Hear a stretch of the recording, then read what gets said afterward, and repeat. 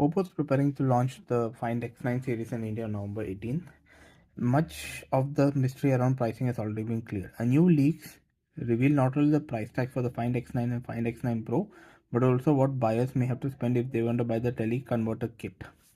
According to the latest leak, it's going to cost around 30,000 Indian rupees. This accessory allows the phone's native 3x optical zoom to get up to 10x optical zoom.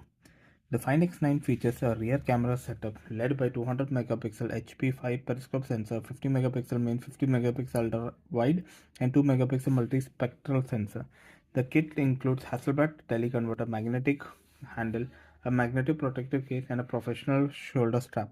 The magnetic handle can also has a tactile shutter button and an ergonomic grip.